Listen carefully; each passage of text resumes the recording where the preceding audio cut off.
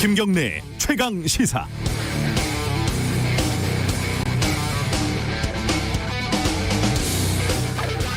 만약에요, 이명박 전 대통령이 정직하게 살아야 한다 이렇게 공개적으로 발언을 한다면 어떤 느낌이 들까요? 또 트럼프 대통령이 코로나 방역에는 마스크가 중요하다 이런 말을 하면요, 이 말하는 것은 자유지만 듣는 사람 입장에서는 그 입에 마스크가 아니라 방독면을 확 씌우고 싶지 않겠습니까? 과거에 KBS 메인 앵커를 했던 분이 회사를 퇴직하면서 이런 뼈있는 말을 남겼다는 뉴스가 포털 메인에 계속 떠있더군요. 국민의 수신료로 운영되는 회사가 한쪽 진영에 서면 나머지 절반의 국민을 적으로 돌리는 일이며 국민을 편가르고 이간질하는 일이다. 말 자체야 100번이고 1000번이고 맞는 말이죠. 방송에 편향성이 있고 보도에 공정성이 부족하다면 비판받아야 하고 노력해야 하죠. 그런데요, 불과 몇 년 전에 KBS가 정권의 하수인 역할을 노골적으로 할 때 이분은 어디에서 어떻게 지냈을까요? 특정 정당 정치인이 KBS 사장으로 오고 공정방송을 해보자고 동료들이 무기한 파업을 할 때 그때 이분은 어디서 어떤 말을 했을까요? 그러고 보니까 알 것 같습니다. 최근 검찰 내부에서 터져나오는 살아있는 권력을 수사해야 한다 이런 발언들이 왜 마뜩치 않은 느낌을 주는지요. 지금 현재를 매우 암울하게 생각하는 이 검사님들이 지금 못지않게 암울했을 것 같은 불과 몇 년 전 과거에는 어떤 수사를 했고 어떤 발언을 했는지 또 어떤 발언을 하지 않았는지 궁금하니까요. 말의 자유는 충분히 인정합니다. 그렇다고 말의 자격을 생각하지 않을 수는 없습니다. 11월 10일 화요일 김경래 최강시사 시작합니다.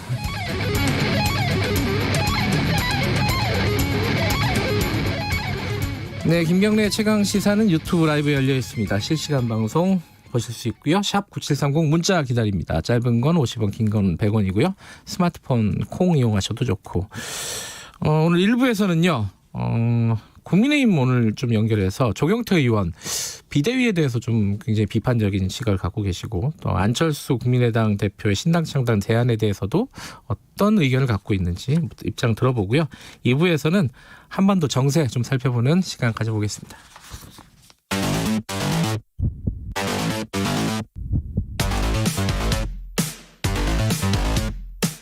오늘 아침 가장 뜨거운 뉴스 언박싱. 네, 뉴스 언박싱 민동기 기자 나와 있습니다. 안녕하세요. 안녕하십니까. 한겨레신문 하호영 기자 나와 있습니다. 안녕하세요. 네, 안녕하세요. 외신 중에 이거 어떻게 봐야 될지 이제 일희일비하지 않는다라는 생각을 항상 갖고 있지만은 화이자에서 코로나 백신의 유효성이 90%가 입증이 됐다. 이거 굉장히 그쪽 CEO는 빛을 봤다. 네. 굉장히 큰 100년 만에 의학계의 가장 중요한 뉴스다. 이런 식으로 얘기했던데 어떤 거죠, 이거는? 오늘 아침 청취자분들이 가장 반길 뉴스 중에 하나인 것 같아요. 예, 주식도 막 오른다고 하고요. 특히 주식입니다. 네. 대표적인 제약사죠 화이자가 독일 바이오엔테크와 공동 개발 중입니다. 그 코로나 백신 후보 물질입니다. 아직은 후보 물질입니다. 그리고 완전한 끝판의 단계가 아니고 그 임상 3상 시험입니다. 여기 조금 더 지켜봐야 진행 합니다. 중인 거죠? 예, 진행 3상 중입니다. 시험이. 3상 시험에서 90%의 유효성을 입증했다라고 화이자가 밝힌 건데요. 중간 발표. 그죠? 어제 밤입니다. 이제 우리 시각으로 오후 8시 45분인데요. 한 가지 이상 코로나 증상이 나타나는 환자 94명. 940만 명 아니고요. 94명입니다. 94명을 분석한 결과 90% 이상 효과가 입증됐다라고 발표한 거고요. 지금 현재 그 백신 개발 경쟁이 아주 전 세계적으로 대대적이지 않습니까? 중국도 만들었다, 그렇죠. 러시아도 만들었다 이런 얘기는 나오고 있는데 아직 입증은 안 돼 있는 거죠, 그죠? 예. 그러니까 말하자면 성공적인 데이터를 내놓은 것으로 보이는 것은 이번에 처음입니다. 그 경영자의 이야기를 좀 들어보면은요. 그 코로나 감염률이 사상 최고일 때 중대한 이정표를 세웠다 스스로 이야기를 하고 있고요. 앞으로 몇 주 안에 추가적인 효능 및 안전성 데이터도 공개할 수 있기를 기대한다라고 이야기를 하고 있습니다. 미국 식품의약국 FDA라고 좀 친숙한 이름인데요. FDA는 2개월 안전성 데이터, 그러니까 2개월치의 안전성 데이터가 확보가 되면 이달 중으로 긴급 승인할 거다 그러니까 이런 이야기가 11월 나옵니다. 말쯤이면은 긴급 승인 요청을 할 수 있다. 네. 뭐 이렇게 얘기하고 있는 거죠. 네, 그렇죠? 예, 예. 근데 저는 조금 신중하게 볼 필요가 있는 것 같은데요. 예. 이게 94명 지금 분석을 한 거지 않습니까? 그러니까 확진자, 그러니까 이 백신을 맞은 쪽과 백신 플라시보 그 네. 위약을 맞은 쪽에서 나온 확진자 94명을 보니까 네. 그 중에 한 10%만 그 백신을 맞은 쪽이라는 거잖아요. 그러니까 그렇죠. 말하자면은 근데 지금 그 언론 보도를 자세히 보면은요. 한 4만 4천 명의 임상 대기자가 있다라고 하거든요. 예. 그러니까 그 사람들에 대해서 만약에 이게 중간 보고잖아요. 네. 수치가 임상 실험이 진행이 되면서 조금 달라질 가능성도 있기 때문에 너무 또 반색을 하는 건 조금 신중할 필요가 있는 것 같습니다. 뭐 어찌됐든 굉장히 반가운 소식이긴 한데 이게 근데 백신이 만들어진다고 해서 또 코로나가 그때 뭐 바로 종식되느냐 그렇죠. 이것도 아니잖아요, 그죠? 실제로 그 세계적인 감염병 학자들이 학자군에서 어떤 이야기를 하냐면 과거에 이제 천연두나 뭐 이런 그 질환들처럼 백신으로 종식될 수 있는 질병은 아니다 이런 이야기를 계속 하고 있거든요. 아까 말씀하셨지만 그 외신에서는 이 백신 안전성 평가도 좀 해봐야 한다는 이야기도 좀 나오고 있고요. 또 뭐 돌연변이 뭐 그렇죠. 이런 게 또 있는 거고. 그리고 실제로 백신이 만들어지면은 저번에 이재갑 교수님이 저희들 인터뷰하면서 그런 얘기 하더라고요. 그거 맞는데도 또 몇 달 걸리고 그렇죠. 1년 더 걸릴 수도 있고 네. 그죠? 세계적으로 이제 어느 나라부터 갈 것이냐, 어느 나라가 이걸 확보할 것이냐 이 문제도 또 발생할 수 있고 그래서 뭐 단기간에 끝날 문제는 아니지만 어찌 됐든 간에 과학적으로 보면은 뭔가 좋은 뉴스가 하나 나왔다. 뭐 이 정도로 보면 될 것 같고요. 미국 뉴스 하나 더 알아보죠. 미국은 선거가 끝나도 복잡한 나라예요. 이게 이 정도까지 복잡하진 않았던 것 같은데 과거로 보면요. 지금 일단은 바이든 당선인이라고 이제 해도 되겠죠, 그죠? 당선인이 뭐 인수 작업을 해야 되는 거잖아요. 근데 그게 좀 원활하지 않다고요? 이게 왜냐하면 그 예. 대통령 당선인에게 뭐 사무공간, 인력, 자금 이런 걸 제공을 해야 되지 않습니까? 네. 그 제공하는 부서가 이제 미국 연방조달청인데 이 연방조달청이 인수위 업무에 협조하지 않고 있다고 합니다. 이건 아이고, 미국 워싱턴 예. 포스트가 보도를 했는데 왜 그러냐면 이 에밀리 머피 연방조달청장인데요. 트럼프 대통령이 임명한 사람이거든요. 지금 바이든 당선인이 승리 보도가 나온 지 한 36시간, 지금 더 한 40시간 더 지났죠. 근데 이렇게 시간이 지났음에도 인수위 활동을 허가하지 않고 있다고 지금 미국 언론들이 보도를 하고 있습니다. 그러니까 대통령직 인수센터 자문위원회가 트럼프 행정부에 선거 후 인수인계 절차에 즉각 착수하라 이렇게 촉구를 했는데요. 근데 트럼프 대통령은 별 관심이 없는 것 같습니다. 또 골프 쳤다고 하거든요. 네. 네. 트럼프 대통령의 특기가 알바끼인데 이것도 좀 알바끼 비슷한 느낌도 들고 어쨌든 이건, 예. 또 골프 치면서 이렇게 엄지척하는 사진만 이렇게 보여주고 있고요. 근데 트럼프에 대한 뭐 공화당 쪽에서도 뭐 좀 이제 승복해야 되는 거 아니냐 이런 의견들 가족 중에서도 나오는 것 같고 뭐 그렇게 좀 약간 나오고 있죠 목소리는. 가족 내분 양상인데 그죠. 말하자면 그 멜라니아죠. 그 네. 영부인이라고 불렸던 멜라니아와 그 사위인 제러드 쿠슈너 그 백악관 선임 고문 사위죠. 예. 승복파입니다. 승복파. 이제 그만하자. 예. 그리고 불복파도 있습니다. 트럼프 아들이죠. 트럼프 주니어 에릭 트럼프. 안 된다. 우리 버티자. 뭐 이런 가족 내분 양상이. 예. 아, 그 공화당 내에서도 또 그런 목소리들이 있다면서요. 그러니까 공화당 지도부는 지금 명확하게 입장을 밝히고 있지는 않은데요. 예. 이를테면 그 밋 롬니 상원 의원 같은 경우에는 트위터에다가 예. 바이든하고 이 카멀라 해리스 당선인에게 축하를 전한다 이런 트윗을 올렸고요. 네. 그리고 조지 부시 전 대통령이 있지 않습니까? 네. 이번 대선은 공정했고 결과는 분명하다. 또 이렇게 입장을 밝혔기 때문에 일단 공화당 내부에서도 조금 의견이 좀 나뉘는 그런 양상입니다. 이 와중에 트럼프 대통령은 국방장관을 경질했어요. 이 마크 에스퍼 국방장관인데요. 예. 사실 경질을 하긴 할 건데 예. 대선 끝나고 조금 시간이 좀 걸린 뒤에 경질을 할 것이다라고 예상이 나왔었거든요. 이게 왜냐하면 그 지난 6월 인종차별 반대 시위에 군을 동원할 수 있다. 트럼프 대통령이 이렇게 얘기를 하지 않았습니까? 예. 근데 에스퍼 국방장관이 공개적으로 여기에 반기를 들었어요. 한마디로 찍혔는데 네. 그래서 언젠가는 경질이 될 것이다라고 전망이 나왔었는데 이렇게 빨리 지금 대선 불복 상황에서 전격적으로 경질할 줄은 예상을 못했던 것 같습니다. 이제 아까 제가 당선인이라고 불러도 되는 거 아니냐라고 여쭤본 게 이제 우리 문재인 대통령이 일단 당선이라는 표현을 썼다면서요, 어제. 네. 그 어제 청와대 수보회의 수석 보좌관 회의를 주재한 자리에서 바이든 후보의 당선을 우리 국민과 함께 축하한다라고 이야기하면서 공식적으로 당선을 축하를 했습니다. 네. 뭐 그러면서 공식적인 확정까지 다소 시간이 걸릴 수 있겠지만 이런 표현도 썼습니다. 미국의 오랜 민주적 전통과 법치주의 성숙한 시민의식 가치 위에서 마지막 과정을 잘 마무리하리라 기대한다. 뭐 이렇게 이야기를 했습니다. 우리가 굉장히 성숙한 느낌입니다. 미국도 빨리 정리돼야 될 텐데 그죠? 국내 소식 좀 알아보죠. 이 특활비가 다시 이제 쟁점이 오랜만에 쟁점이 됐는데 이게 이제 추미애 장관이 국회에서 그 검찰에 특히 이제 검찰총장 윤석열 총장이 특활비를 취지는 그거죠. 쌈짓돈처럼 쓰고 있다 이런 취지로 얘기를 한 거예요. 의혹을 제기를 한 건데 거기에 대한 논란이 왈가왈부 있었는데 여야가 같이 현장 조사를 한 거죠 어제.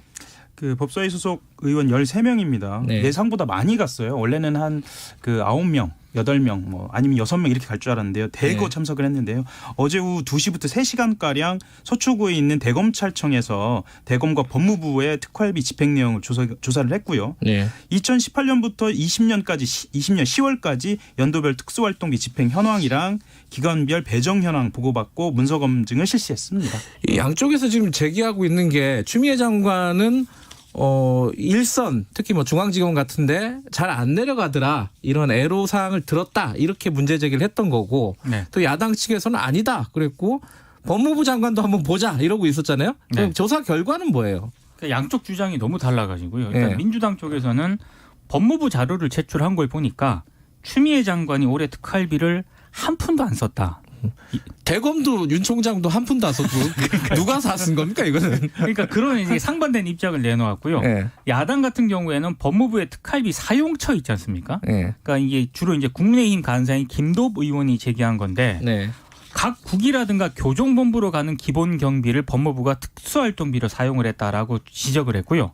그리고 법무부 검찰국은 수사를 안 하잖아요. 네. 근데 이 검찰국에서 7억이 넘는 돈을 지급을 했다. 검찰국에. 그러니까 이것도 장관이 부당하게 실국 특활비를 사용을 했을 것이다라고 의혹을 제기를 했습니다. 근데 야당도 이게 보면은 액수가 다 다르더라고요. 이게 다릅니다. 검찰국이 쓴 네. 돈이 뭐 7억이라는 데도 있고 10억이라는 데도 있고 뭐 다 달라가지고 이게 아마 조사를 조금 면밀하게 해야 될 것 같아요. 현장에서 그냥 잠깐 봐가지고 다들 3시간 정도 봤거든요. 네, 다들 숫자가 좀 다르더라고요. 전 사실은 이게 일종의 쇼가 아닌가라는 생각도 드는 게 원래대로라면 그 조용히 자료 제출을 요구해서 면밀하게 분석한 다음에 여야가 합의해서 발표하면 되거든요. 그렇죠. 예. 이게 정상적인 절차입니다.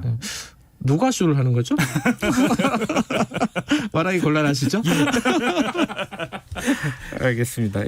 이건 어차피 그 상임위에서 조사를 해갖고 발표를 하겠죠, 그죠? 네. 어제는 뭐 그냥 현장에서 잠깐 본 걸 가지고 여야에서 지금 약간 뭐 중간 브리핑 형태로 이제 발표를 한 거고. 그리고 오늘 동아일보 보도한 내용이 있는데요. 예, 추미애 장관이 내년부터 검찰총장을 배제를 하고요. 예. 검찰의 특수활동비를 법무부가 직접 대검, 일선 검찰청에 지급을 하고 배정을 하라. 이렇게 지시를 한 것으로 알려졌다. 이렇게 보도를 했습니다. 이건 좀 헷갈리더라고요. 그러니까 왜냐면은 특활비라는 게 부처로 내려가고 부처에서 이제 청으로 줬을 거 아니에요. 그렇죠. 예. 그런데 일선 지검이나 이런 데로 내려보내는 거는 그럼 법무부가 지금까지 결정을 했던 건지 그럼 추미애 장관 얘기로는 아닌 것 같은데 아니라는 거죠. 아니 또 뭐 감사원장 얘기로 보면은 또 이렇게 저 법무부에서 당연히 그거를 조율을 했었던 것 같기도 하고 이게 뭐 정확한 게 하나도 없는 것 같아요 지금 보면은. 그러니까 집행 내역, 그러니까 사용 내역도 지금 밝혀진 게 없고 네. 관행과 내부의 규정이 충돌하는 지점들도 지금 말끔하게 해결은 안 된 것 같아요. 그러니까 그것도 공개가 안 돼 있거든요. 예. 이번 참에 좀 손을 봐야 하는 거 아닌가라는 좀 생각도 듭니다.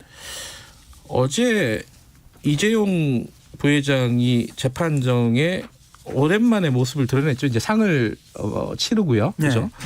근데 조금 이 국정농단 수사가 재판인데 여기서 좀 쟁점들이 좀 있다면서요? 뭔가 좀 그 변호인단하고 특검하고 좀 뭔가 다투고 있는 부분이 있던데요. 그러니까 그 어제 이제 이재용 삼성전자 부회장이 국정농단 재판입니다. 네. 말씀하셨던 것처럼 대법원이 뇌물액수를 높여서 고등법원으로 사건을 돌려보냈습니다. 그래서 출석을 한 건데요. 일단 그 특검 측이 그 해당 재판부를 믿을 수 없다면서 기피 신청을 냈습니다. 네. 그 다음에 처음 열린 재판이고요. 일단 그 준법감시위원회가 쟁점입니다. 그러니까 이거를 잘 하면은 집행유예 할 수도 있다 이런 해석들이 그렇죠. 많이 나오고 있었잖아요. 근데 예. 요거를 평가를 하겠다는 거 아닙니까 지금 그죠? 예. 그것과 관련돼서 지금 누구를 선임할 것인가를 두고 그러니까 평가하는 사람들을 예. 일단 재판부는 강일원 전 헌법재판관을 지명을 했고 그리고 특검과 이 부회장 측이 각각 홍순탁 회계사와 김경수 변호사를 추가로 지정을 했는데요.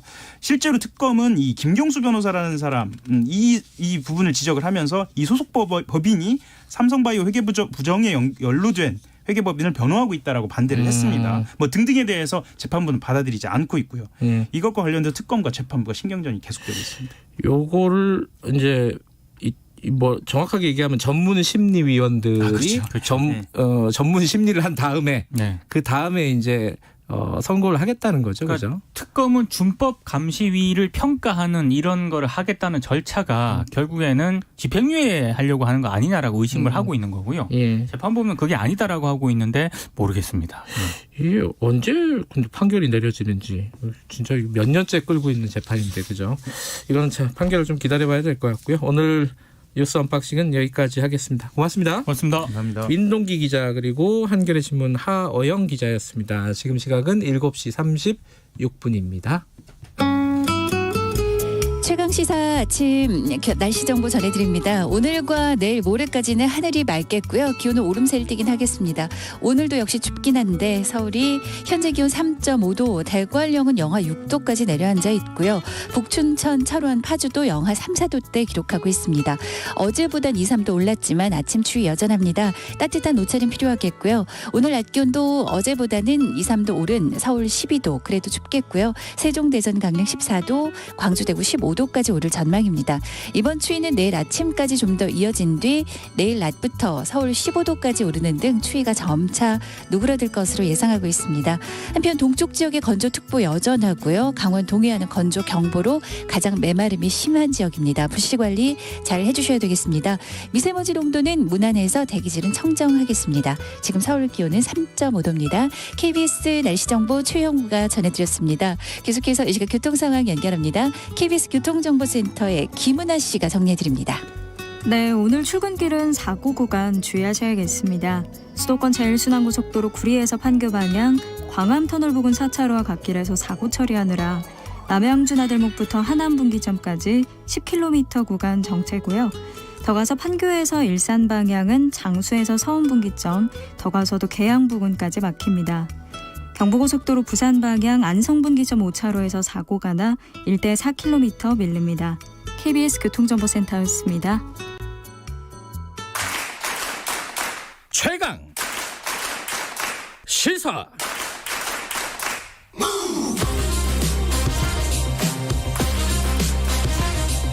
지금 여러분께서는 김경래 기자의 최강 시사를 듣고 계십니다. 네, 여야가 사실상 내년 4월 재보궐선거 모드로 들어갔습니다. 근데 이제 최근에 안철수 국민의당 대표가 신당 창당 카드를 사실상 꺼내 들었습니다. 그래서 이제 국민의힘에서 반응들이 그건 혼자 하세요 이런 반응도 있고 좀 고려해 봐야 되는 거 아니냐 이런 반응도 있고요. 야권의 움직임 오늘 좀 알아보도록 하겠습니다. 국민의힘 5선 중진이시죠. 조경태 의원님 전화로 연결하겠습니다. 의원님 안녕하세요. 네, 안녕하세요. 예. 그 안철수 국민의당 대표 얘기부터 먼저 좀 해보죠. 그 야권 플랫폼, 새로운 야권 플랫폼을 만들자. 신당 사실상 뭐 신당 창당하자는 건데, 요거 조 의원께서는 어떻게 보셨습니까? 요 얘기를? 그 내용을 좀 더 자세히 보시면은 예. 이게 지금 대한민국이 위기 상황이다. 네. 그리고 또 야권이 그 위기 상황을 잘 대처할 수 있는 또 그 위기 대처 능력이 있느냐 하는 그 부분을 가지고 네. 일단 근본적인 그 원인 분석, 그 말이 나오게 된 원인 분석부터 해야 된다고 보거든요. 네. 그랬을 때 야권이 과연 현재의 분열된 상황에서 과연 이 대한민국의 위기 상황, 또 현 정권의 견제를 제대로 할 수 있는지 그 부분에 대해서 아마 국민들한테 물어보면은 국민들은 지금 정권은 참으로 못하고 있는데 네. 야권이 잘 못하고 있는 이 정권을 견제하기에는 좀 다소 부족하지 않느냐 하는 그런 우려를 많이 하시는 것 같습니다. 그런 점에서 안철수 대표가 제안했던 혁신 플랫폼은 상당히 우리가 앞으로 향후에 계속해서 이러한 부분에 대해서 좀 검토할 필요는 있지 않을까 하는 생각을 하고 있습니다. 근데 이게 결국은요, 안철수 대표의 얘기가 지금 국민의힘으로는 안 된다 이거잖아요, 사실은. 근데 이거를 국민의힘에서는 받아들이기가 힘든 얘기 아닌가요?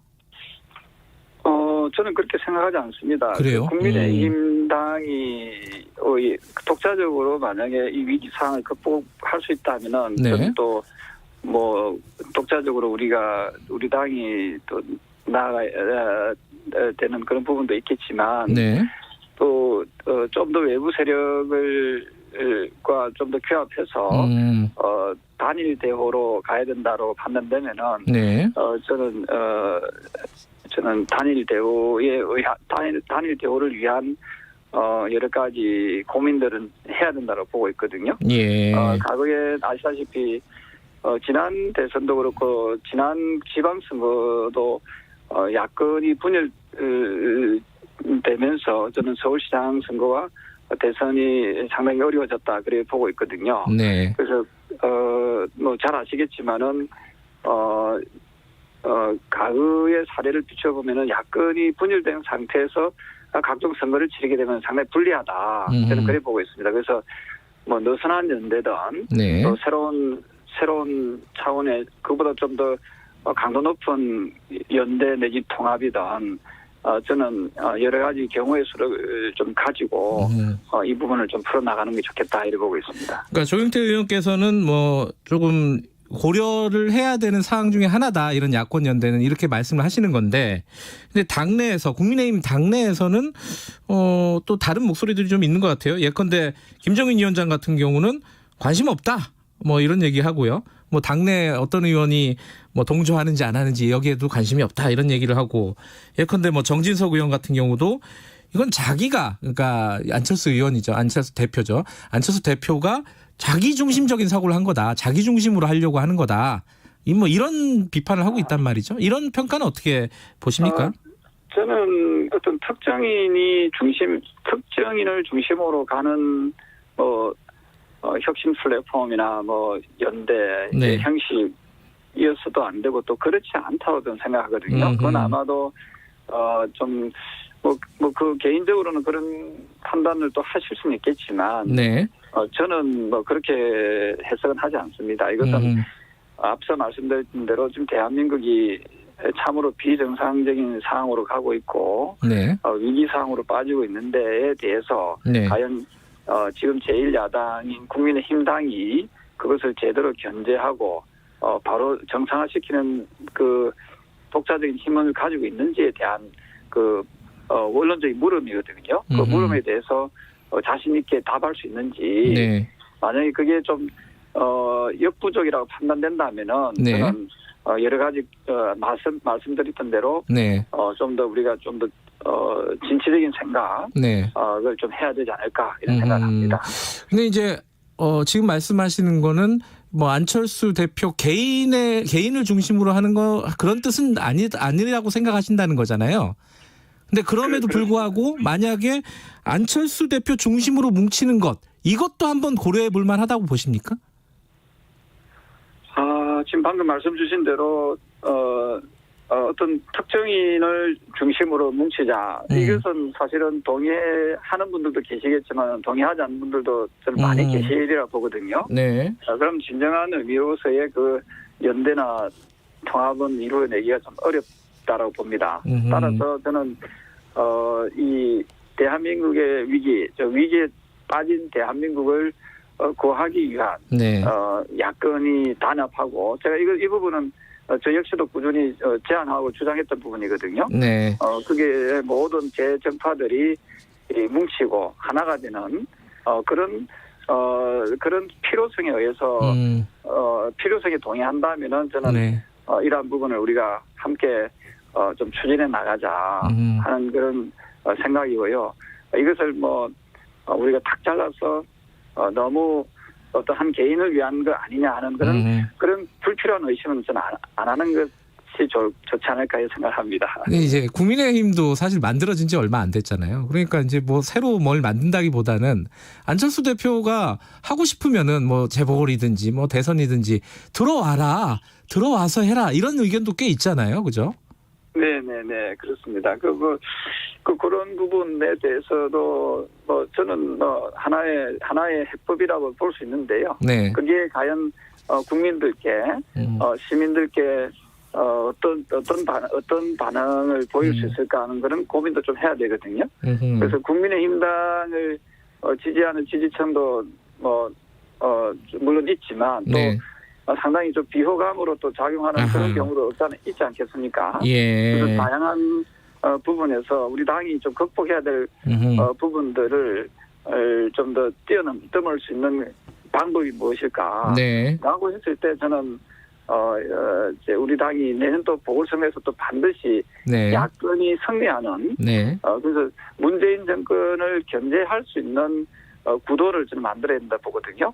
그것이 과연 우리 당 독자적으로 해서 그걸 극복해 나갈 수 있다면 뭐 가장 최선의 방안이지만 네. 그 물음에 대해서 과연 우리가 답을 할 수 있는지에 대해서 저는 고민해야 된다 이런 그런 생각을 합니다. 예, 조경태 의원께서는 그 김종인 비대위 체제를 조기에 퇴진하고 김재균 위원장이 전당대회를 조기에 좀 열자 이런 의견을 갖고 계시잖아요. 김정인 위원장이 조기에 지금 퇴진해야 되는 이유 간단하게 청취자 여러분들에게 설명을 해주시면 어떤 겁니까? 방금 앞서 말씀드렸던 그런 고민들이 있었던 거지요. 과연 우리 당이 이대로 갔을 때 네. 내년 그 지방선거의 승리를 담보해낼 수 있는가에 대한 근원적인 물음. 네. 두 번째로 지금 이 정권이 정부 여당이 이토록 못하는데 네. 아시다시피 대북 관계라든지 예. 또는 라임 옵티머스 사건 같이 아주 대형 금융 사기 사건에 대한 문제, 네. 그다음에 부동산 문제, 네. 전월세 문제, 세금 문제, 이 각종 지금 엄청난 국민들에게 고통을 주고 어떤 대한민국의 근본적인 기강을 네. 흐트리고 무너뜨리려고 하는 그 세력에 대해서 네. 과연 국민의힘 당이 대한정당으로 자리 잡을 수 있겠느냐 하는 그런 물음에 대해서 네. 우리가 답을 하기 상당히 어려운 그런 형국입니다. 그래서 저는 새로운 변화를 통해서 국민들에게 좀 더 희망과 좀 변화하는 모습을 보여주자는 그런 차원에서 저는 네. 대안으로서 저는 전당대회를 해야 된다. 전당대회를 통해서 우리 당원들을 결집시키고 네. 국민들께 우리 당이 좀 더 변하고 있다 하는 모습을 보여줄 필요가 있지 않을까 그 필요성을 제가 문제 제기한 겁니다.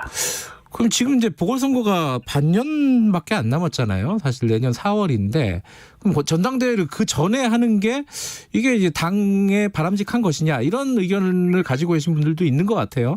원래 예정대로 전당대회까지는 이 비대위 체제로 가는 것이 더 지금 안정적이지 않겠느냐. 여기에 대해서는 어떻게 생각하십니까? 저는 우리가 좀 어려운 난간에 부딪혔을 때 예. 그것을 어떻게 풀 것이냐는 해법에서는 좀 다양한 처방이나 또 다양한 또 의견이 있을 수 있다고 보거든요. 네. 저는 방금 말씀드렸던 대로 내년 4월 보궐선거는 결코 져서는 안 되는, 네. 패해서는 안 되는 선거라고 생각합니다. 아시다시피 각종 보궐선거와 총선과 대선, 지방선거에서 우리가 다 연속으로 계속 패하고 있지 않습니까? 예. 있을 때 내년 보궐선거만큼은 우리가 결코 우리 야권이 패해서는 안 된다는 그런 절박함에서 나왔다고 보시고요. 네. 자, 그랬을 때 과연 이대로 가는 것이 좋을지 아니면 앞서 말씀하신 야권이 좀 더 단일 대우로 갈 수 있는 네. 혁신 플랫폼을 만드는 것이 좋을 것인지 대해서는 네. 그것은 저는 여러 가지 방안 중에 하나라고 보고 있고요. 네. 그 중에 하나가 전당대회를 통해서 새로운 지도부를 구성하는 방안도 모색할 수 있다 하고 제가 문제 제기를 했던 것입니다. 근데 이게 그 비대위 체제가 애초에 출범했던 게 그냥 일상적인 체제로는 그 개혁이 혁신이 불가능하다는 공감대가 국민의힘에 있었기 때문에 비대위가 출범했던 거 아닌가요? 이게 이제 몇 달 가지도 않고 이렇게 다시 지도 체제를 바꿔버리면은 좀 혼란스럽지 않을까 유권자들이 이런 생각도 좀 드네요. 그 전당대회의 어떤 그 필요성에 대해서 네. 제가 그도 말씀드리지만은 네.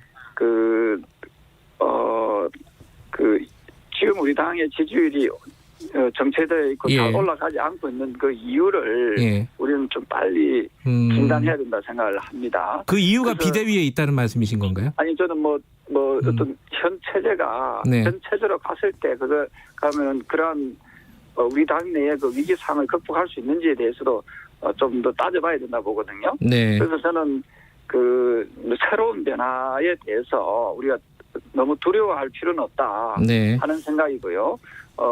저는 우리 당이 만약에 전당대회를 치르지 않았을 경우에 그럼 네. 그 승리를 담보해낼 수 있느냐는 그런 부분하고 예. 그럴 수 없다면은 여러 가지 형태의 변화는 저는 가져오는 변화를 주는 것이 저는 옳다라고 보고 있습니다. 그 중에 하나가 방금 안철수 대표가 예. 제안했던 혁신 플랫폼도 저는 느슨한 연대든 좀 네. 더 그보다 훨씬 더 강도 높은 연대 내지는 통합이든 그런 여러 가지 그 필요성에 대해서는 우리는 계속 고민해 나갈 필요가 있다 이렇게 보고 있습니다. 만약에 조기 전당대회를 한다, 당대표 선거를 한다 이러면은 조영태 의원께서는 출마하실 생각이신가요? 저는 우리 당에서 여러 가지 부분에서 역할을 해야 될 부분이 있다면은 네. 국민들과 당원들께 언제든지 그 헌신할 각오는 되어 있고요. 네. 예, 그런 점에서 지금 주신 말씀에 대해서 상당히 좀 무겁게 저는 생각을 하고 있습니다. 그 지금 이제 재보궐 선거를 계속 고민하고 계신 건데 지금 이제 인물난에 허덕이는 거 아니냐, 저희 국민의힘이 뭐 이런 해석들이 좀 나오고 있어요. 어떤 사람들이 서울 부산시장 국민의힘 후보로 적합한지 적임자인지 혹시 생각이 있으시면 좀 말씀해 주시죠. 네, 지금 상당히 좋은 질문이신데요. 예. 내년 보궐선거는 그 시점상 보면은 그 비대면으로 치러질 수밖에 없는 선거입니다. 네. 보통 같으면 정치 신인들이 나올 수 있습니다만은 네. 내년에는 이 대면에서 선거를 치르기 상당히 좀 어려운 네. 지금 코로나 전국 시기 아닙니까? 네. 따라서 좀 더 시민들에게 좀 많이 알려지고 또한 네. 그 시민들한테 좀 더 폭넓은 지지를 획득할 수 있는 얻어내고 또 얻어낼 수 있는 그런 후보여야 하는데 네. 막상 지금 말씀 주신 대로 우리 당 후보들은 훌륭한 분이 되게 많습니다만은 지금 성리를 확실하게 담보해낼 수 있느냐 하는 부분에 대해서 상당히 우려하는 분들이 또는 그런 언론이 많이 있지 않습니까? 네. 그래서 저는 야권이 꼭 승리할 수 있는 그런 좋은 후보를 우리는 빨리 발굴해내야 된다. 그런 알겠습니다. 책임과 의무를 다해야 된다 이런 생각을 합니다. 알겠습니다. 오늘은 여기까지 듣겠습니다. 고맙습니다. 네, 감사합니다. 국민의힘 조경태 의원이었고요. 1부 여기까지 하고요. 잠시 후 8시에 2부로 돌아옵니다.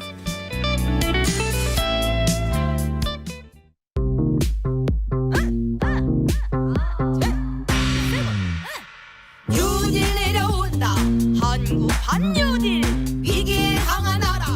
한국 반뉴딜 경제 살리는 뉴딜 환경 지키는 뉴딜 사람 키우고 지역 키우는 한국 반뉴딜 내 삶을 지키고 우리 동네 살리는 한국 반뉴딜 대한민국 미래 열고 세계 경제 선도하는 한국 반뉴딜 대한민국 정부 가축 분뇨 혹시 더럽고 쓸모없다 느끼시나요? 가축 분뇨는 퇴비나 액체 비료로 만들 수 있고 절차에 맞춰 정해진 농경지에 적당량 살포하면 유기농 농산물 생산과 토질 개선에 도움이 됩니다. 가을은 액체 비료의 집중 살포 기간인 만큼 과다 살포 방지를 통해 유용한 자원으로 활용해야 하겠습니다. 환경공단은 2017년 가축분유 전자인계 관리 시스템을 도입하여 깨끗한 관리를 추진하고 있습니다. 이 캠페인은 환경부와 한국환경공단이 함께합니다. 말 같은 말.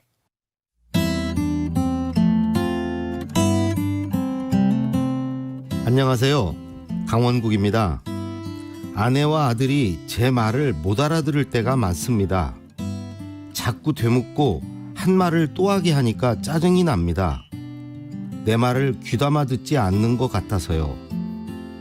그런데 최근에 알았습니다. 제가 말을 또박또박 하지 않고 얼버무리는 습관이 있다는 거요. 어렸을 적에 말끝을 흐리는 버릇이 생겼습니다. 할머니가 뭐 필요한 거 없냐 물어보시면 늘 괜찮다고 됐다고 했습니다. 필요한 걸 요구했다가 할머니 마음만 속상하게 할까 봐서요. 우리는 이런저런 이유로 명확한 의사표명을 주저합니다. 대표적인 예가 뭐뭐인 것 같아요, 뭐뭐인 듯 합니다 와 같은 표현이지요. 아무거나요 혹은 알아서 해주세요라며 결정을 남에게 미루기도 하지요. 이런 말투가 당장 원만한 관계를 유지하는 데는 도움이 되기도 합니다. 그러나 장기적으로 신뢰관계를 탄탄하게 쌓아가려면 분명하고 명료하게 의사표현을 하는 게 좋습니다. 모호함 없이 말하는 법.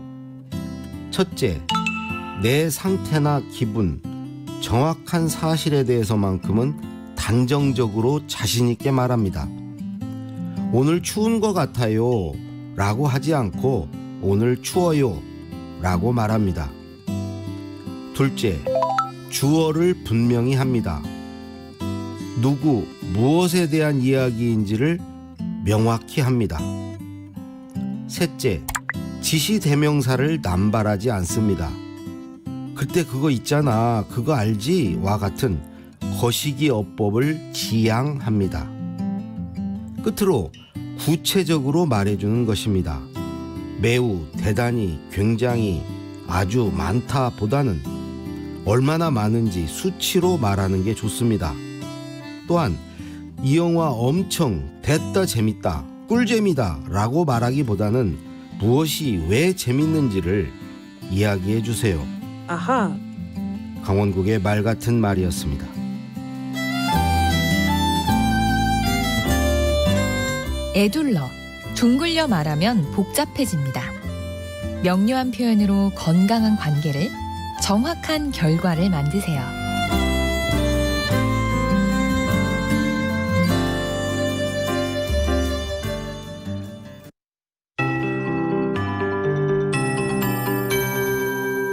KBS 58분 날씨.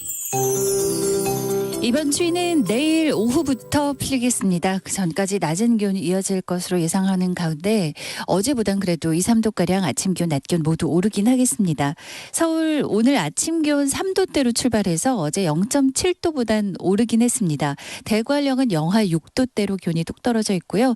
북춘천이나 파주, 철원 등지로도 영하 3, 4도를 기록하고 있습니다. 오늘 낮 기온 서울 12도로 역시 어제 한 자릿수에 그쳤던 8.9도보다는 2, 3도 오르겠고 세종, 대전, 강릉 14도, 부산, 제주 17도 등을 예상하고 있습니다. 내일 아침까지 춥다가 내일 낮부터 서울 15도 등으로 전국이 14도에서 18도까지 오르면서 추위가 차츰 누그러들 것으로 예상하고 있고요. 아침 기온은 당분간 좀 들쑥날쑥이라서 간혹 좀 더 추워질 때도 있겠습니다만 낮 기온은 내일 좀 오른 뒤 주말 휴일까지 평년보다 높게 유지가 되겠습니다. 동쪽 지역은 건조특보가 아주 많이 발효돼 있습니다. 특히 강원 동해안은 건조경보로 전국에서 건조함이 가장 심한 지역입니다.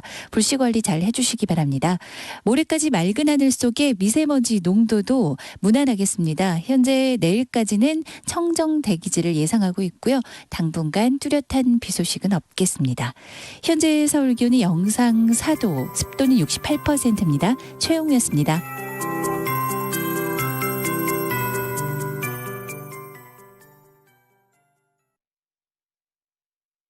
정성을 다하는 국민의 방송 KBS가 8시를 알려드립니다.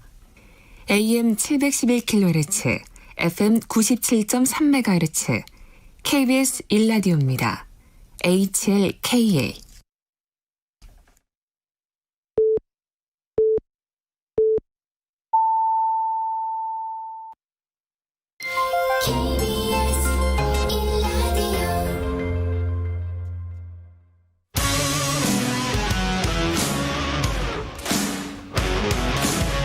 뉴스타파 기자 김경래 최강 시사.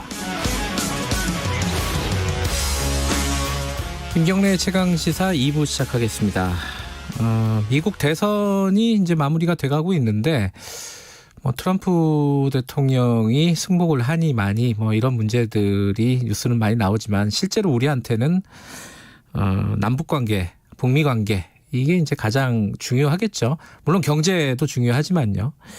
특히 이제 북미 관계가 상당히 좀 변화하지 않을까. 왜냐하면 트럼프 대통령의 스타일이 있지 않았습니까? 탑다운 방식의 그리고 뭔가 돌파해서 큰 이벤트를 만들어낸 이런 방식의 북미 관계가 민주당으로 가면서 어느 정도 좀 바뀌지 않을까. 근데 그 바뀌는 것이 결국 우리한테 어떤 영향을 줄 것인가. 이 부분이 가장 저희들이 주목해서 봐야 될 부분인 것 같습니다. 오늘은 이 부분 좀 차분하게 좀 짚어보죠. 정세현 민주평통자문회의 소속 부의장님 전화로 연결되어 있습니다. 의장님 안녕하세요. 예, 안녕하세요. 예. 선거 쭉 보시면서 어떤 생각이 드셨습니까? 이번 선거 좀 어지러웠잖아요, 그죠? 어지럽죠. 지금도 어지럽습니다. 지금도 어지럽어요. 네. 선거 과정을 쭉 보시면서 부의장님께서는 남북 관계나 이런 부분들을 주목해서 보셨을 거 아니에요? 어떤 생각을 하시면서 보셨어요? 물론이죠. 이제 트럼프 대통령은 네. 사실 미국의 북핵 외교사라는 관점에서 보면은 네. 좀 특별한 존재였었습니다. 그러니까 대통령이 직접 그 문제를 진두지휘하면서 정상회담을 하지 않았어요? 예. 말하자면은 트럼프 대통령은 북한을 1대1로 상대해 준 겁니다. 그리고 이제 거래 개념으로 그 협상을 했는데. 네. 전통적으로 북핵 문제가 생긴 이후에 전통적으로 민주당 정부가 됐거나 공화당 정부가 됐거나 미국은 기본적으로 북한을 1대1로 상대를 안 하려고 그래요. 그다음에 일종의 징벌적 차원에서 북핵 문제를 다루려고 하다 보니까 북한의 선행동을 요구하기 마련입니다. 네. 근데 이제 바이든이 당선이 되는 경우에 가능성이 점점 높아질 때는 그때부터는 이거는 시간이 많이 걸리겠구나. 그리고 북한이 북핵 문제 해결하는데 말하자면 합의에 도달할 때까지 시간이 많이 걸리겠구나. 그런데 우리한테 특히 문재인 정부한테 주어진 시간은 1년 반밖에 없단 말이에요. 네. 미국은 느긋합니다. 솔직한 얘기로 북핵 문제 해결 안 돼도 겁날 거 없어요. 예. 그러나 북핵 문제 해결되지 않으면은 우리는 죽고 사는 문제가 돼버리지 않습니까? 예. 그래서 미국의 국가이익과 우리의 국가이익이 일치하지 않는 그 대목에서 이거 문재인 정부 참 이러기 어렵겠구나 하는 생각을 시간이 갈수록 할 수밖에 없었습니다. 부의장님께서는 딴 거는 모르겠지만 어쨌든 북미 관계나 남북 관계 생각하면은 트럼프가 조금 더 하는 게 낫지 않을까 이런 생각도 하셨겠네요. 화끈했죠. 근데 이제 네. 근데 또 한편 트럼프의 북핵 정책은 사실 국내 정치에 그걸 갖다 쓰려고 그러는 그런 측면이 좀 있었어요. 네. 그러니까 합의는 화려하게 하지만 네. 회담도 화려하게 하고 싱가포르까지 가서 예. 김정은 위원장을 완전히 국제적 인물로 만들어 줘가면서 북한으로 하여금 그 자긍심을 느끼게 만들어 준 것까지는 좋은데 네. 그걸 이행하는 과정에서 관료들이 완전히 대통령의 발목을 잡는 그런 형국이 돼버렸어요. 북한의 선행동 요구 쪽으로 다시 돌아가 버리더라고요. 네. 그래서 북핵 문제가 결국은 6.12 싱가포르 정상회담 이후에 네. 진도를 못 내고 네. 미국의 북핵 정책이 진도를 못 내면서 남북관계도 거기에 발이 묶여가지고 네. 지난 2년 가까이 2019년부터 네. 아무것도 못했던 그런 이제 아픈 역사가 있기 때문에 네. 차라리 이제 바이든이 돼가지고 좀 속도는 느릴지라도 예. 우리의 입장을 미국 정부가 존중해준다면 네. 그것도 나쁘진 않겠다 하는 그런 생각도 하고 있습니다. 근데 이제 말씀하셨지만은 바이든 당선인 같은 경우에는 이게 뭔가 확실한 게 없으면은 김정은 위원장과 만나지 않겠다라는 취지의 얘기들이 계속 있었어요. 그렇게 그렇죠. 되면은 이게 돌파구가 안 생기는 거 아니냐, 과거로 그냥 회귀해 버리는 거 아니냐, 이 걱정들을 다들 한단 말이에요. 그렇죠. 예. 이렇게 얘기했죠. TV 토론 과정에서. 네. 우선 첫째 김정은 위원장을 불량배, 폭력배라고 규정을 한 것도 좀 개운치 않은 대목인데. 네. 그러나 김정은 위원장이 북한이 핵능력 축소를 약속하면 내가 김정은 위원장을 못 만날 것도 없다는 얘기를 했단 말이에요. 예. 정상회담의 조건은 북한의 핵능력 축소 약속입니다. 네. 근데 핵능력 축소라는 것은 핵능력 축소가 좀 더 나가면은 완전 비핵화가 되지만 네. 핵능력 축소나 비핵화는 사실은 협상의 결과로서 출구에서 받아내야 될 일이지 네. 입구에서 그거부터 약속하고 회담하자 하는 식으로 순서를 바꿔놓으면 이게 시작이 안 된다는 문제가 있죠. 예. 그러니까 만날 수 있어. 그러나 이것은 네가 이런 조건을 충족시켜야 돼요. 그러면서 사실상 만나는 것을 기피하는 북한 화법이 있잖아요. 왜? 예. 다 좋은데 너 이것만 해. 그러면 내가 너 해달라는 거 다 해줘. 그런데 이것만 해 할 때 그것을 상대방이 받아들일 수 없는 내용이라면은 처음부터 문제가 있죠. 그게 걱정된 대목입니다. 예. 그러면은 이제 그 걱정되는 대목이 좀 구체적으로 얘기하면은 예컨대 오바마 때의 이른바 그 전략적 인내, 무대응, 무시 이런 쪽으로 갈 것인지 아니면 클린턴 행정부 때 약간 그래도 좀 적극적인 관여하는 그런 어떤 정책 기조로 갈 것인지 어느 쪽으로 갈 것인지 좀 예측이 가능할까요 지금? 지금은 바이든이 아직은 그런 쪽의 얘기를 당선인 자격으로 이런 방구도 하지 않기 때문에 예단할 수는 없고 그러나 오바마 정부 때 지금 바이든 당선자가 부통령이었는데 8년 동안 그때 8년 동안 지속돼온 전략적 인내 때문에 그 기간 중에 북한이 핵실험을 4번이나 했다는 사실을 바이든도 알고 있을 거예요. 아하, 예. 쉽게 얘기해서 오바마 정부의 전략적 인내와 여기 우리 한국의 이명박 정부와 박근혜 정부의 북핵 선해결론. 네. 이것 때문에 육자회담도 한 번도 못했고 그 과정에서 그 틈새 시간을 북한이 활용해가지고 핵실험을 4번에 했다는 것은 이거는 뼈아픈 교훈이 되기 때문에 바이든 정부가 오바마 때의 전략적 인내를 답습하지는 않으리라고 봅니다. 그러면 이제 민주당 정부가 또 하나 이제 앞에 있었죠. 클린턴 정부 때. 클린턴 정부 때 98년, 99년 2년 동안에 미국에서 어떤 걸 만들어내냐면 페리 프로세스라는 걸 만들어냈습니다. 페리 프로세스.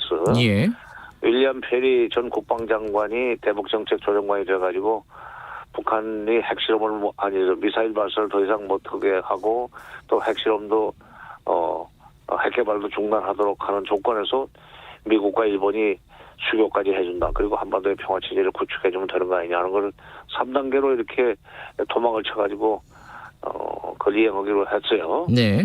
그거에 대해서는 북한도 좋다. 그 정도라면 우리가 미사일 발사할 것도 없고 핵 개발도 더 이상 안 하겠다는 동의를 했는데 이게 정권이 바뀌어버렸단 말이에요.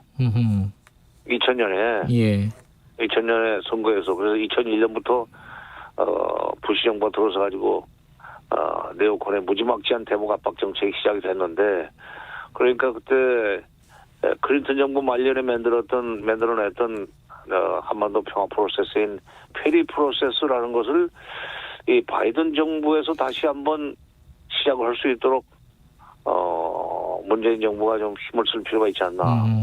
그런 점에서는 바이든 대통령이 취임하면은 가장 빠른 시간 내에 문 대통령이 빨리 만나러 가야 될 것 같아요. 그건 그야말로 그런 문제는 톱다운 방식으로 지시가 내려가야 되기 때문에 예.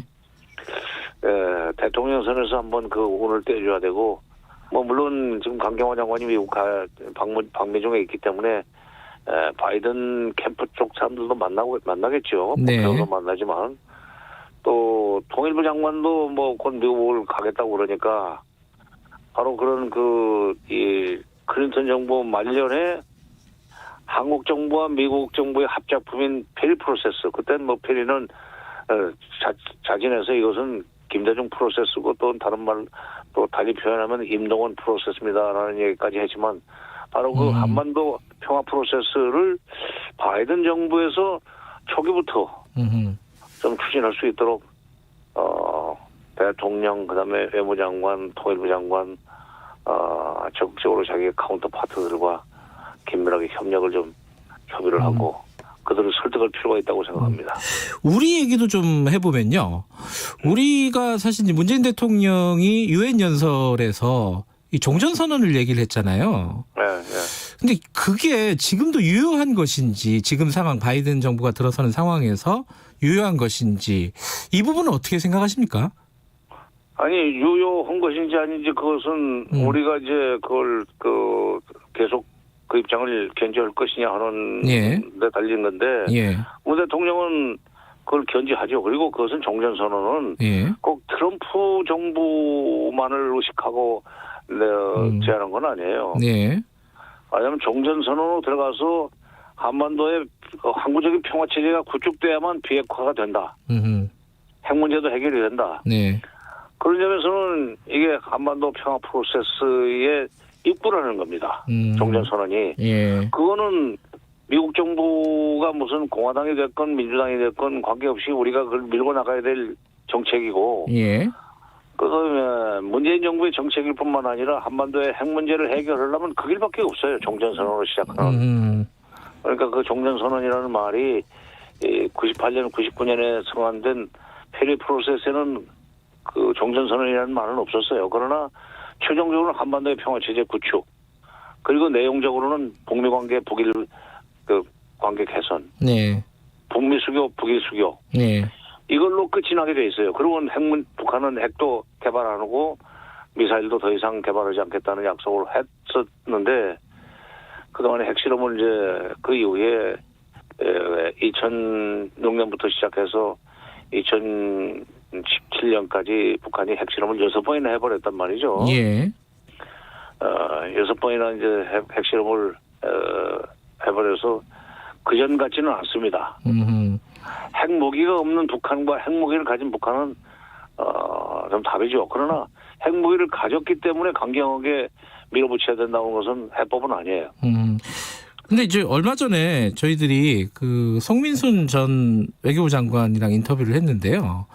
송민순 장관이 그 얘기를 하더라고요. 종전선언은 지금 북한이 지금 핵을 저렇게 갖고 있는 상황에서 지지를 받기 어렵다 미국 쪽에서. 그래서 이게 좀 어려운 상황이다 이런 얘기를 했거든요. 그렇게 보지는 않으신 건가요? 그러면 트럼프 대통령은 그 무슨 근거로 아니 그때 트럼프 대통령이 2018년 6월 12일 날 싱가포르 북미 정상회담을 끝내고 기자회견을 자청해서 맨 처음에 종전선언부터 하겠다는 얘기 하지 않았어요. 이미 그러니까 2018년 6월 12일이면은 북한이 핵실험을 6번이나 한 이후입니다. 시간적으로. 핵을 뭐 20개 가졌느니 핵폭탄을 20개 가졌느니 30개 가졌느니 하는 것이 미국에서 판단하는 내용인데 그런 상황에서 트럼프 대통령이 종전선언을 하겠다고 한 건 또 뭐예요? 그러니까 그리고 그 종전선언이라는 단어는 사실은 2006년 11월 달에 당시 조지 W 부시 대통령이 먼저 꺼낸 겁니다.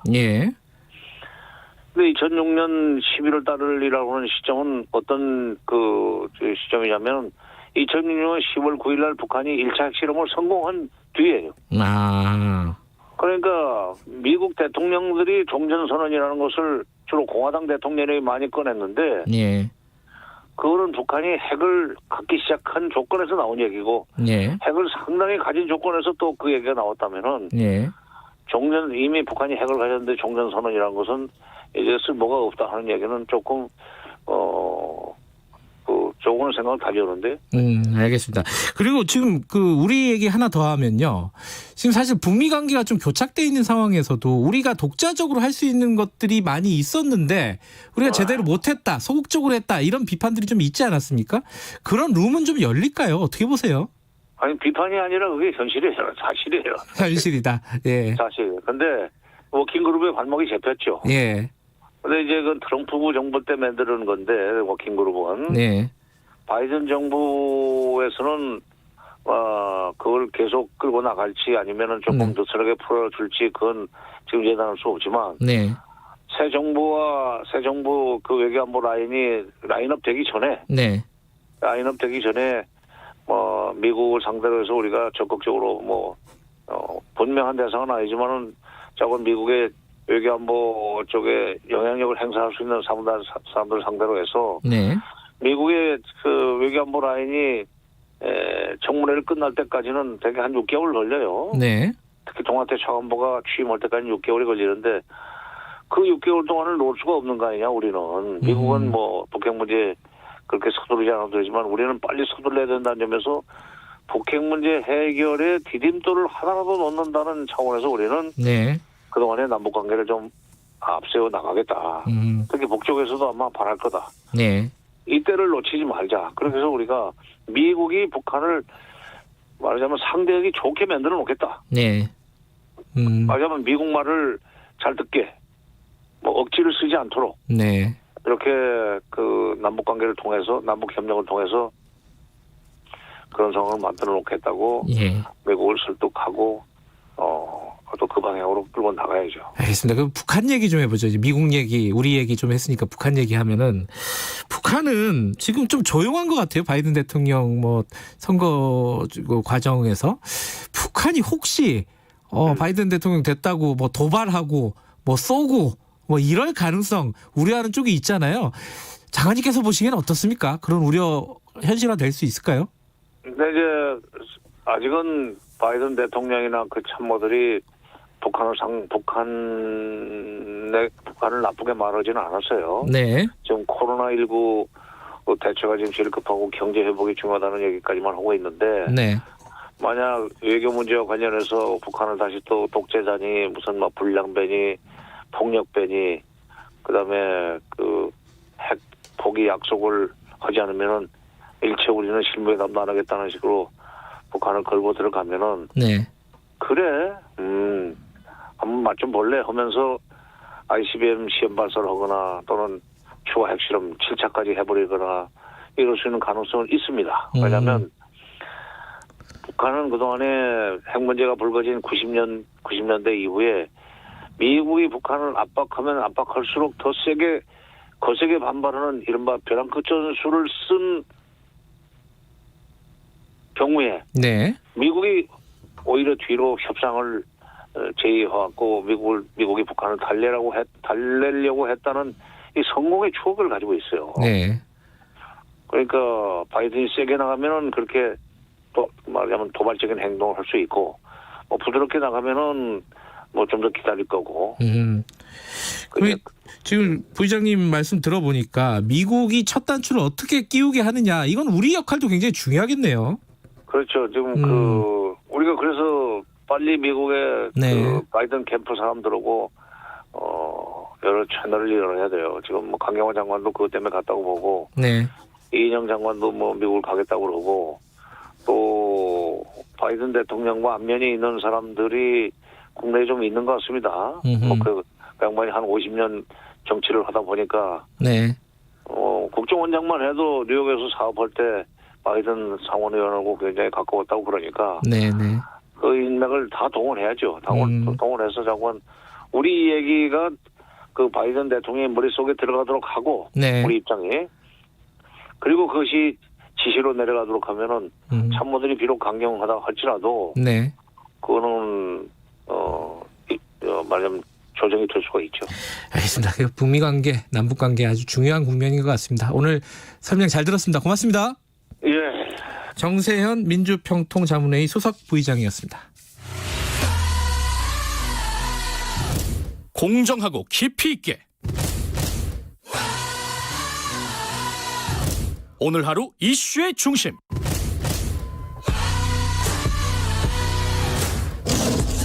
김경래의 최강 시사.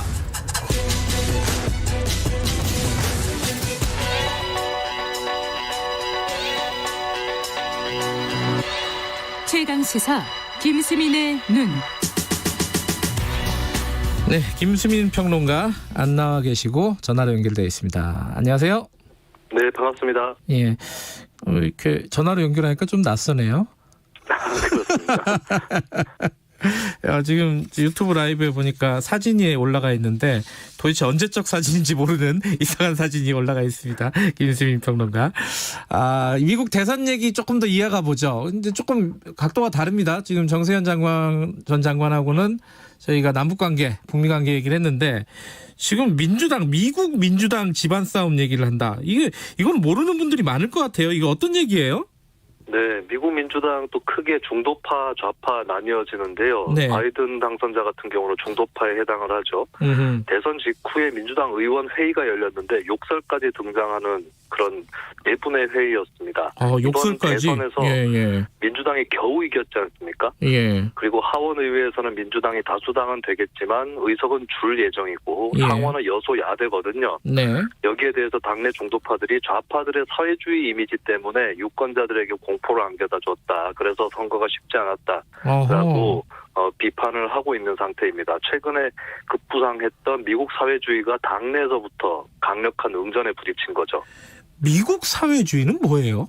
그러니까 소련, 중국, 북한 같은 그런 사회주의는 아닌 것이고요. 그러니까요. 예. 스웨덴이라든지 유럽 국가의 3인주의라고 불리는 사회민주주의 네. 생각하면 좀 더 쉬울 것 같습니다. 예. 경제를 시장에서 개인이 경쟁하지 않고 사회연대 원리로 해결한다. 이렇게 이해하시면 될 것 같은데요. 네. 미국 같은 경우는 이 사회주의 쪽의 대표 정책이 전국민 의료보험입니다.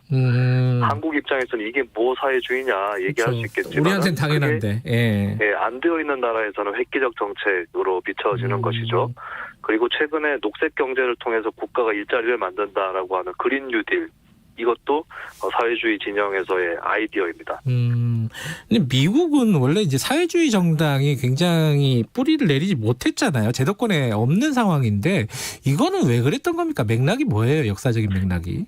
이게 유럽 진보가 오늘과 다른 내일을 지향한다면 미국 진보는 어제와 같은 내일을 지향한다. 이런 말이 있습니다.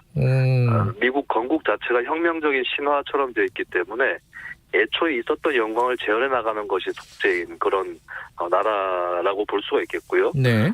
또 중세 없이 사회주의 없다라는 말이 있는데 역사적으로 중세가 근대로 넘어가면서 생산력도 발전하고 계급투쟁도 일어나고 그 과정에서 사회주의가 태동을 하는데 미국은 신대륙 발견 이후에 처음부터 근대였던 거죠.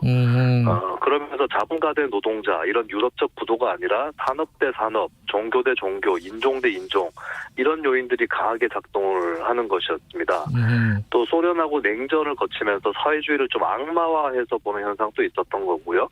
이러다 보니까 미국판 진보 정당인 민주당이 유럽 3인주의 계열 정당보다는 훨씬 온건한 정당이 된 거죠. 근데 그런 미국에 왜 지금 이 사회주의가 뜨고 있다? 뭐 사회주의 세력 얘기가 이렇게 나오고 있습니까?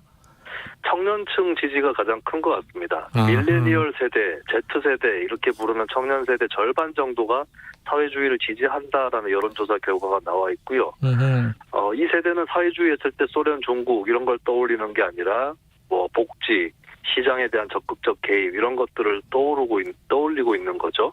그리고 단순히 경제 성장만으로는 살림살이가 나아지지 않는다. 불평등에 대한 불만이 있고 고성장도 과거처럼 되는 것이 아니다.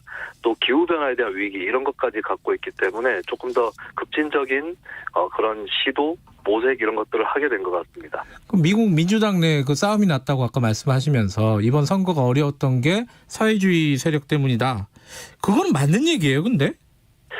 사회주의 쪽의 그 좌파 입장에서는 좀 억울할 것 같습니다. 왜냐하면 이쪽 대표 주자가 샌더스 상원 의원이거든요. 그렇죠. 예. 예, 근데 트럼프와의 가상 대결에서 가장 경쟁력 있는 후보로 꼽혀왔기 때문에 또 이번에 샌더스가 백인 노동자 지지를 더 끌어올 수도 있는 거였고 네. 또 바이든이 흑인에 집중하다가 히스패닉 쪽에 소홀했다라는 평가도 있는 거거든요. 히스패닉 쪽에서 또 샌더스가 지지율이 높은 편입니다. 예. 그러니까 한마디로 중도 싸움에서는 약하더라도 아래에서의 경쟁력, 서민층 사이에서의 경쟁력이 샌더스가 더 높다는 평가도 있기 때문에 그런 의미에서 좀 억울하다라고 볼 수 있겠는데 다만 중도 지지를 얻어야 이기는 거고 그러면 중도파가 유리하다.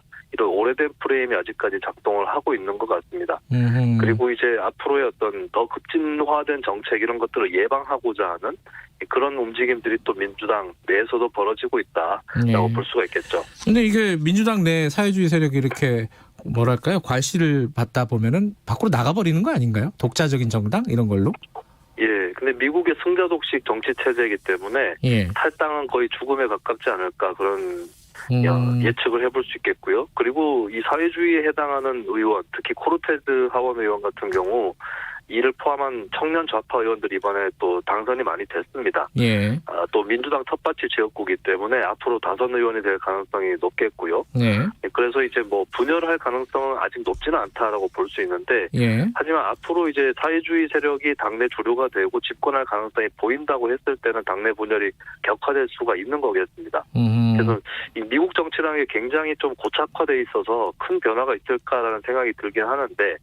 잘하면 이번 대선에 보인 결과를 보면은 민주당, 공화당 다 분화의 가능성도 열려 있지 않은가. 예, 지금까지 최근에 들어와서 미국이 갖고 있는 어떤 새로운 현상들 이런 것들을 봤을 때는 역동적인 정치 변화도 예전보다는 가능성이 높지 않을까 그렇게 보여집니다. 유럽도 이제 사회주의 그 좌파 정당이 이렇게 좋은 상황은 아니라고 하고 그럼 우리한테 주는 어떤 시사점이 뭐가 있을까요? 우리 같으면 당장 정의당이 딱 떠오르잖아요.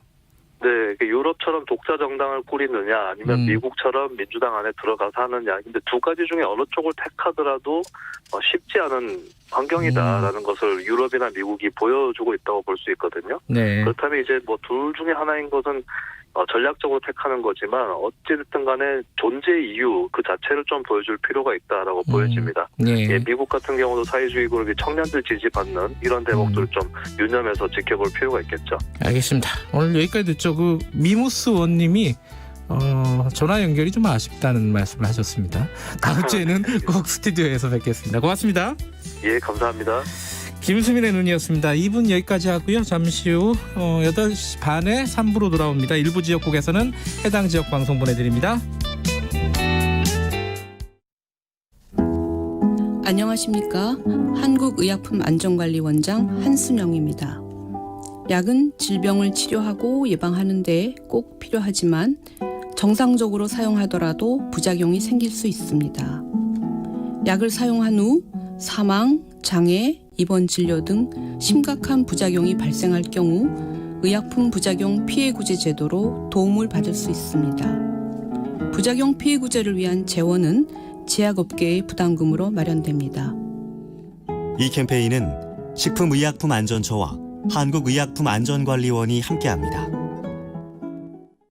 걱정이네. 정년은 코앞인데 애들 뒷바라지는 한창이고 무엇보다 앞으로도 계속 일을 하고 싶은데 말이야. 김 부장, 자네 아직 몰라? 올해부터 정년이 지나도 계속 고용할 수 있도록 기업에 지원금도 주고 퇴직 예정자에 대한 재취업 지원 서비스도 제도화됐잖아. 그래? 그뿐인가 어디? 새로운 인생 산모작을 미리미리 준비할 수 있게 도와주는 생애 경력 설계 서비스도 대폭 확대된다고. 너무 걱정하지 말고 우선 전문기관인 중장년 일자리 희망센터에 가서 도움부터 받아보세. 네, 열정 있는 신중년, 새로운 인생 2막을 위해 지금 가슴 뛰는 삶을 준비해보면 어떨까요?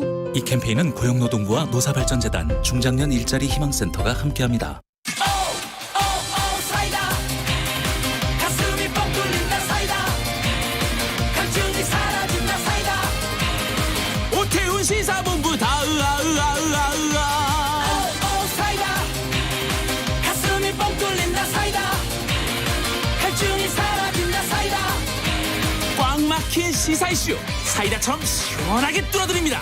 매일 낮 12시 20분 오태훈의 시사본부. 가을, 당신 생각을 펴놓은 채 잠이 들었습니다. 언제나 어렵고 힘들 때 또 이 시인이 우리가 못 보던 걸 못 느끼던 감정을 또 턱 건드려주거든요. 그래서 참 귀한 것 같습니다. 한민록은. 코로나 시대 시사 매일 오후 5시 5분 주진우 라이브. 지금 시각은 8시 30분입니다. KBS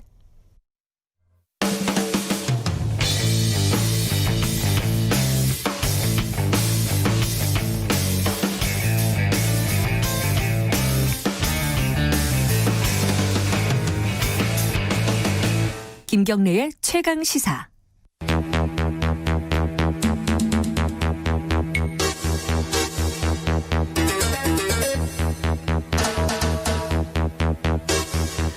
사건의 이면을 들여다보고 깊이 있게 파헤쳐보는 시간입니다. 추적 20분. 오늘도 두 분 모셨습니다. 한겨레 신문 김한 기자님 안녕하세요. 네, 안녕하세요. 상암동에서 1시간 걸려서 온 박지훈 변호사님 안녕하세요. 네, 안녕하세요. 차가 많이 막힌답니다. 여러분들 지금 출근하시는 분들 빨리 나가셔야 됩니다. 강변 목록 올림픽대로고 뭐 꽉꽉 찼어요. 차 있습니다. 오늘 특활기 얘기 좀 할 텐데요. 이게 사실은 일단락이 좀 된 얘기인 줄 알았어요. 그죠? 네. 이게 언제 2017년인가요? 그렇죠. 그 이영렬 지검장의 돈봉투 만찬 사건 때 굉장히 좀 뜨거운 이슈였죠. 돈 봉투 만찬 사건 기억 못 하시는 분들을 위해서 간단하게 좀 설명해 주세요. 그때가 최순실 이제 국정농단 수사가 한참 네. 진행될 때인데 이제 이제 어느새 이제 뉴스에서 많이 사라졌는데 우병우 민정수석에 대한 추억의 이름이네요. 네, 우병우. 불구속 기소를 결정하고 며칠 뒤에 이영렬 지검장과 당시 검찰국장이었던 이름 유명하신 분이죠. 안태근 네, 검찰국장이 수사팀 6명과 그 술자리를 가졌습니다. 그러니까 뭐 위로와 격려를 하는 자리였다고 하는데 이 자리에서 검찰국장도 돈봉투를 주고 중앙지검장도 돈봉투를 줬는데 그 돈봉투를 준 거 자체가 이제 김영란법 위반이다 이렇게 이제 논란이 됐고 두 분 다 생각해보니 관행이었는데 부적절했던 것 같다 이렇게 얘기를 했는데 그 돈봉투에 들어있던 돈이 특활비였다. 뭐 이게 이제 나중에 밝혀졌던 사건이죠. 근데 왜 이렇게 기억을 잘하세요 이거는? 한겨레 신문 단독 보도였습니다. 김한 기자가 썼어요? 제가 쓴 건 아니었고요. 아, 그래요? 이 사건이 굉장히 중요한 이유는 뭐냐면 이영렬 지검장이 참여정부 때 사정비서관인가 민정비서관을 지내서 아마 정권이 바뀌면 검찰총장이 될 것이다. 이 굉장히 유력했고 검찰 내에서 어느 정도 신망도 있었던 그리고 당시에 최순실 국정농단 수사를 이끌었던 본부장이었고 뭐 이랬는데 이 사건으로 이제 결과적으로 옷을 벗게 됐고 검찰 내부에서 뭔가 이 정권이 검찰에 대해서 다른 생각을 갖고 있는 게 아니냐라는 어떤 출발점이 됐던 사건이기도 합니다. 근데 어쨌든 그때 이제 돈봉투 그 후배 검사들한테 준 거잖아요. 그렇죠. 말하자면 네. 선배 검사가 그렇죠. 간부 검사가 후배 검사들한테 100씩 뭐 얼마씩 이렇게. 그것도 참 희한한 관행이긴 한데 기자 선배들은 그렇게까지는 안 하는 것 같은데 어쨌든 그렇게도 안 하는 게 아니라 그런 게 있나요? 아니 술은 좀 사주잖아요. 밥 사주고 술 사주는데 여기는 봉투를 후배한테 준단 말이에요. 봉투를 그냥 전달을 하죠. 근데 검사들한테. 그게 자기 돈이 아니라 그렇죠. 특수활동비였다더라. 자기 돈을 이거잖아요. 주겠습니까? 그냥 자기- 눈먼 돈 같은 거라고 생각을 하고 말 그대로 특수활동비가 사실은 특별한 활동 예컨대 뭐 정보를 캐기 위한 돈이라든지 그러니까 사실은 세부적으로 어디 썼는지 어떻게 지출했는지 확인할 수 없는 돈을 다 특수활동비에 이렇게 얘기를 하는 거거든요. 사실 이게 여기 쓰는 게 특수활동비에 포함되는지는 모르겠지만 이게 만약 같다면 특수활동비 뭐 색깔이 좀 성격이 있다고 볼 수밖에 없지 않았을까. 왜냐하면 어느 예산에도요. 후배 검사들한테 100만 원 주라는 예산은 없습니다. 국가 예산에는요. 그렇게 해서도 안 되고 안 됩니다. 절대 안 되고요. 그 어떻게 자기 후배들한테 후배 이쁘다고 100만 원 주라는 예산이고 내서 국회에서 그런 걸 책정을 해줍니까? 그 문화 자체가 검찰 조직의 단 한 단면을 보여주는 거죠. 그러니까 예를 들면 강력한 기수 중심으로 이제 운영이 되고 그 기수에 따라서 절대 이제 그 명령에 따르고 이런 것들을 유지하는 힘이 결국엔 그 돈에서 나온다라는 게 그러니까 그 돈이 뭐 소액이지만 50만 원, 100만 원이면 근데 그 돈을 그렇게 경력금 쪽으로 하사하고 뭐 이런 거를 자연스럽게 받아들이고 이게 아직까지도 남아 있는 검찰 조직의 문화다. 뭐 이렇게 볼 수 있을 것 같아요. 그때 어쨌든 그 보도로 특수활동비라는 그 단어가 굉장히 세간의 화제가 됐고 이게 또 검찰만 있었던 거 아니고 제일 많은 데가 국정원이잖아요. 국정원은 아예 뭐 완전히 감시를 근데 국정원 때문에 결국 국정원이 청와대에 상납하는 상황이 돼가지고 그 이제 국정농단 상황에서 예. 그게 뇌물죄가 돼버리는 거잖아요. 처벌을 받은 뭐 상황이었죠. 이명박 대통령 전 이명박 씨의 혐의에도 인정이 됐고 국정원장도 2명이나 그 국정원 특활비를 상납한 죄로 처벌을 받았죠. 예컨대 국정원에서 수사를 하기 위해서 정보를 하기 위해서 얻은 돈을 갖고 청와대 대통령한테 준 거거든요. 그러니까 수사라고 줬는데 그걸 위에다 갖다 바치고 눈먼 돈이니까요. 검사들은 밑에다가 갖다 주고 이건 뭐 아래로 막 갖다 주고 하는 이게 그런 돈이 돼버렸다는 거잖아요. 그래가지고 이제 뭐 국정원, 경찰 뭐 이런 데가 다 특수활동비가 있었는데 국회도 많았어요, 사실은. 그렇죠. 그것도 나눠 가졌잖아요, 국회도 다. 그렇죠. 뭐 사면장이 얼마 갖고 이런 식으로 나눠 가졌죠. 수사를 하는 것도 아닌데 어쨌든 뭐 사람 만들 때 쓰라고 준 돈인데 뭐 그거 나눠 가지고 집에서 생활비 쓰고 그랬잖아요, 사실. 뭐 의원도 있었죠.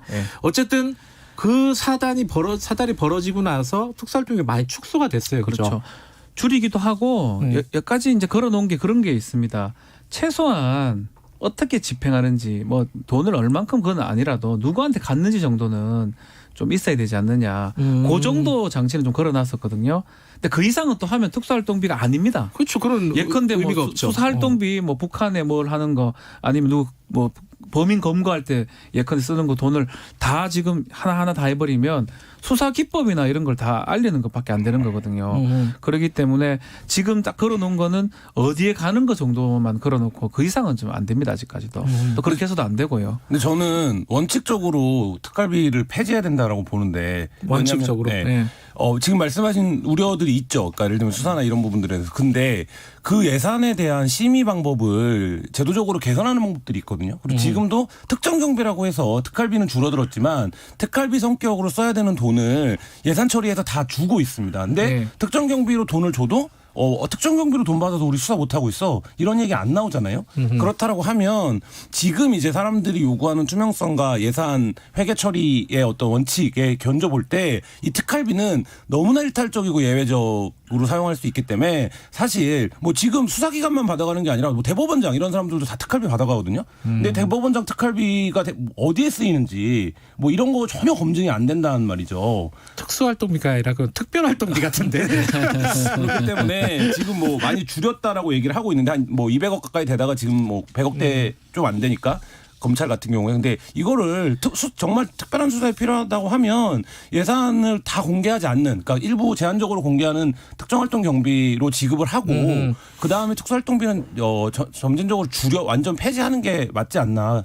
그렇지 않으면 이 논란은 계속 반복된다. 저도 그 취재하면서 이제 경찰이나 이런 쪽에 특수활동비 집행하는 걸 보면은 약간 불법적인 수사를 부추기는 측면도 약간 있어요. 이게 정보를 돈으로 사고 이런 경우들이 꽤 있거든요. 근데 그런 것들을 조금 방지하는 차원에서도 어쨌든 그게 어떤 정리가 필요한데 어쨌든 지금 정리되고 있는 와중입니다. 그죠?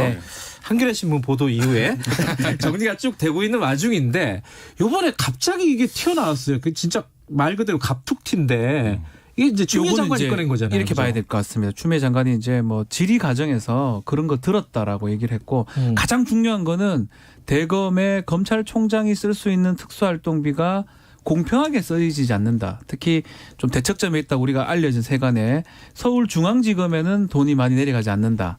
요거게 이제 시작이 됐었습니다. 그게 이제 시작이죠. 왜냐하면 특수활동비 자체가 그 쓰는 거에 대한 이런 게 정해진 게 없습니다. 뭐 그러다 보니까 그 부분이 이제 문제가 돼서 지금 이 법사위의 국회의원들이 검찰청에 가서 지금 정확하게 또 현장 검증도 하는 상황인데 여기 또 애매한 게 두 가지로 성격이 또 구분할 수가 있습니다. 정기적으로 지급하는 특수활동비가 있고 이제 수사할 때마다 부정기적으로 지급하는 별건으로 특수활동비가 있는데 지금 정기적인 부분은 확인을 좀 했던 걸로 보이는데 별건인 부분 그 부분은 좀 확인이 좀 안 된 것 같습니다. 그리고 이제 전개가 그렇게 된 거죠. 지금 박 변호사님 얘기하신 대로 중앙지검에 좀 안 내려가는 것 같다. 그러니까 윤석열이 자기 눈엣가시 같은 중앙지검에 돈을 안 주는 거 아니냐 이 의혹을 제기한 거예요. 애로를 들었다 이렇게 표현을 했죠. 추미애 장관이. 했는데 그랬더니 당장 어떻게 나왔냐면 아니 우리 10%씩 떼갖고 법무부에 상납하고 있는데? 라고 나온 거예요. 그러니까 아니 법무부는 특수활동비를 왜 상납받냐? 그거는 규정이 뭐냐? 관행이 뭐냐? 왜 그렇게 처리하냐? 하고 당장 이제 머릿속에 그게 떠오르잖아요. 국정원이 이제 대통령에게 상납했던. 그러니까 양쪽이 어제 현장 검증을 갔는데 파악하고 싶은 현황이 달라요.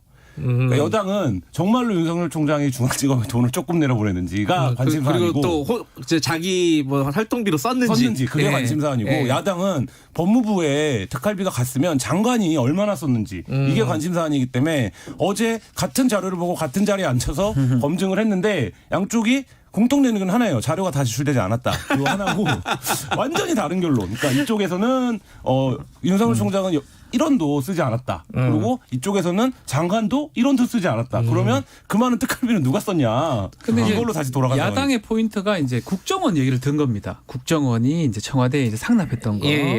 그거랑 지금 같지 않느냐라고 하는데 이게 우리가 구조를 좀 봐야 돼요. 검찰청은 예산을 받지는 못합니다. 예산을 받는 곳은 법무부죠. 법무부에서 예산을 받아서 검찰청에 내려주는 구조거든요. 예. 그게 이제 그래서 돌아오는 게 왜 돌아왔는지는 저는 모릅니다. 그건 알 수는 없지만 기본적으로는 예산을 짜는 곳이 법무부라고 봐야 되기 때문에 국정원에 갔던 게 돌아오는 뇌물국제랑은 구조를 좀 같이 볼 수는 없다. 그러니까 이게 좀 헷갈리는데 들어요. 아까 이제 처음에 말씀하신 게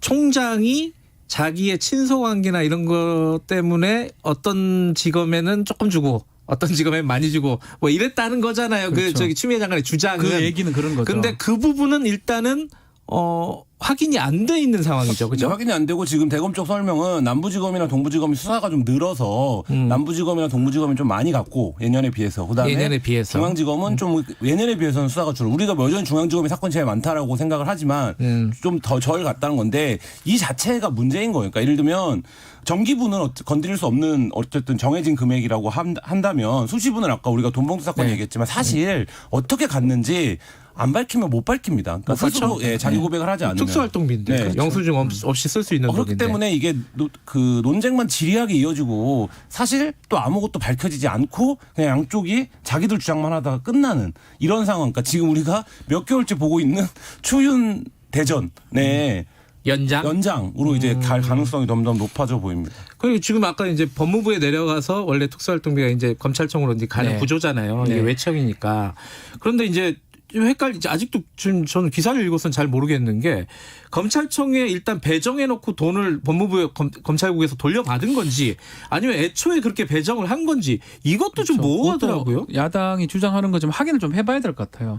처음부터 갔는데 뭐 우리 빼기라 예산 갖고 이래 얘기하기 좀 그런데 되돌려 받는 형식인지 아니면 어떤 방식인지 캐시백이라 그러나 참 이게 참 웃긴 얘기긴 한데 어떤 방식이든지 그게 타당해 보이지는 않거든요. 그 부분도 좀 확인이 좀 돼야 될 것 같고 정기분하고 수시분도 좀 확인이 돼야 될 것 같은데 문제는 뭐냐면 또 이렇게 얘기를 하면 이 부분 확인해 줄 수 없다고 할 것 같아요. 분명히. 그렇겠죠. 어떤 용도로 썼던지. 근데 어쨌든 핵심은 지금 추미애 장관이나 검찰총장이 뭐 이 특수활동비를 뭐 업무 추진비나 이런 내용으로 혹시 지출한 게 나오느냐. 아직은 뭐 양쪽 다 아까 김한 기자 얘기처럼 이론도 안 썼다고 없다 하는데 그래요. 없다 그래요. 혹시 나오느냐. 뭐 이게 하나 이제 나중에 그렇죠. 이제 보일 거고 또 하나는 이제 직원별로 차등을 둔 것이 적절했느냐.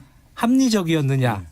요 평가가 좀 있는데 이건 약간 정성적인 평가라서 조금 어려울 것 같기도 하고요. 어렵고 아까 지금 말씀하신 두 개의 쟁점으로 본다면 업무 추진비 성격으로 썼느냐는 추장관 입장에서의 타격이 더 큽니다. 만약에 추장관이 특활비를 돌려받아서 장관 업무 추진비의 일환으로 썼다라고 하면 추장관 쪽의 타격이 굉장히 클 거고 검찰총장 같은 경우에는 어쨌든 특활비를 받아서 특활비의 경우에는 집행을 일부 검찰총장이 하는 수시분의 경우에는 결정을 하는 성격이 있기 때문에 사실 그 부분에서는 설명이 가능할 수 있는데 사실 업무 추진비는 그렇지 않고요.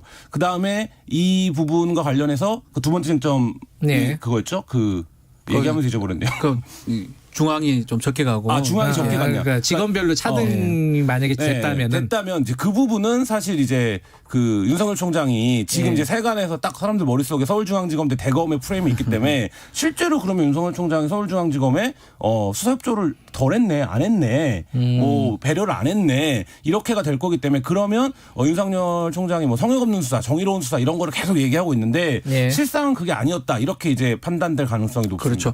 확인을 이제 그게 될지는 모르겠어요. 지금 윤석열 총장은 다 줘라 자료 다 줘라 근데 정기분 자료를 줘라는 거예요. 그거는 줘도 똑같아요. 그대로 돼 있는데 돈 주는 거는. 근데 수시로 주는 그런 부분은 아직 그 법사위원들이 확인을 못했거든요. 결국 이게 아까 김한 기자 얘기처럼 지루한 어떤 공방을 하다가 공이 특수활동비를 줄이는 걸로 결론이 내려지지 않을까. 줄이고 네. 더 투명하게 하는 거예요. 누군가가 SNS에 올린 보니까 검찰개혁 논란에서 유일하게 생산적인 결과가 예상되는 논쟁이 나왔다는.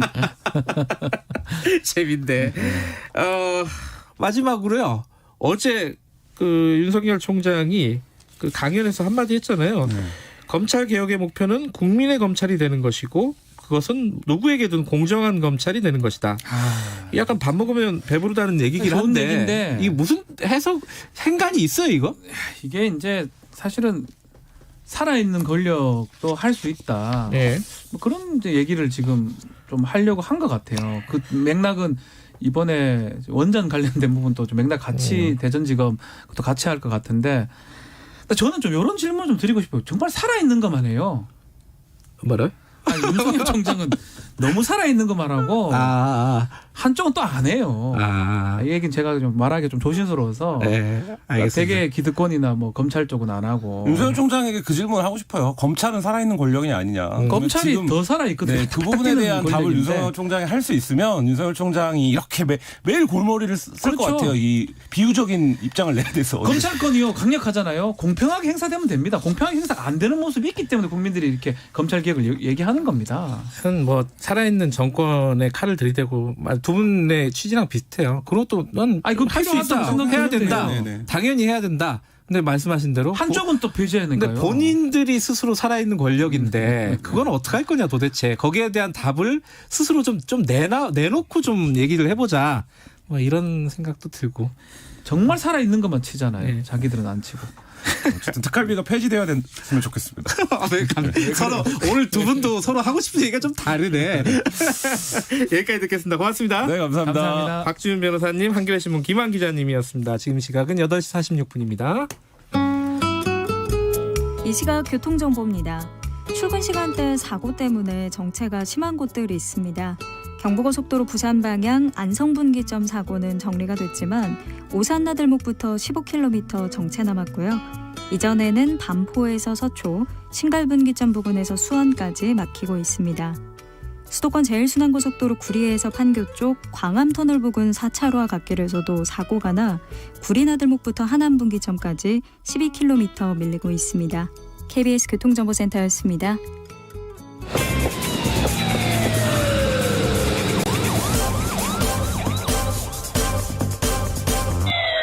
김경래 최강 시사. 예, 조 바이든 대통령 후보가 당선이 되면서 이제 연설을 했는데 사실 이제 바이든 당선인의 연설보다 이 부통령 카멀라 해리스의 연설이 더 감동적이었다라고 얘기하는 사람들이 꽤 있더라고요. 약간 좀 울먹이는 느낌도 있었어요, 그죠? 감정이 북받치는. 그리고 그 패션 옷이 굉장히 화제가 됐습니다. 의미가 굉장히 깊은 옷이라고 합니다.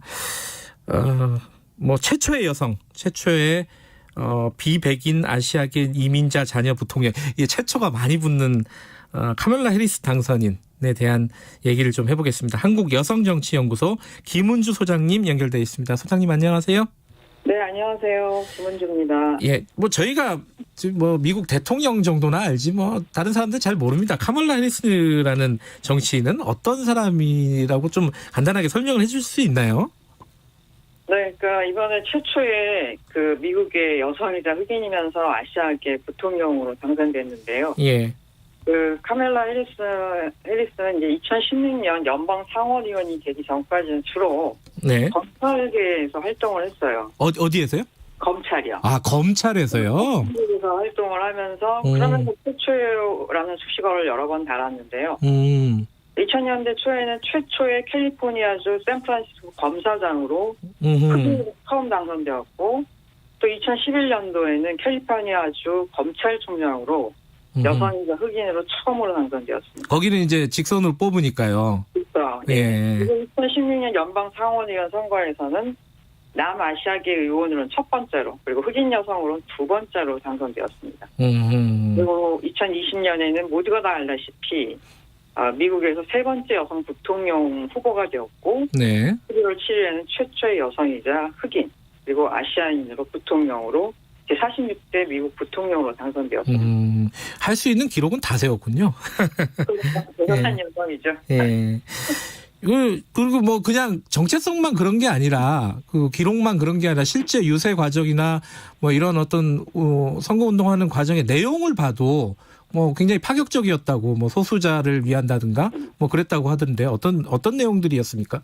일단 그 소수자 정체성이라고 하는 것이 이제 유세 활동에서는 별로 이렇게 유리한 지점은 아닌데 예. 그런 것들은 이제 적극적으로 드러냈죠. 부통령 후보 수락 연설 때에도 네. 자신의 가족을 소개할 때 인도 언어로 이모나 고모를 지칭하는 치티스란 단어를 사용하기도 했고요. 예. 적극적으로 자신의 정체성을 드러냈을 뿐만 아니라 네.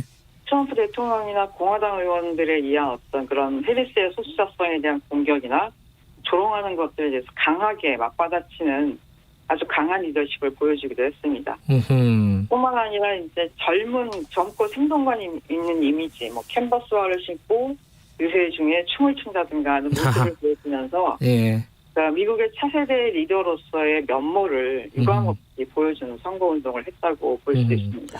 요번에 그 아까 제가 모두에 말씀드린 그 연설, 그 일종의 빅토리 스피치라고 그 승리 연설을 할 때 옷이 진짜 올 화이트라고 하나요?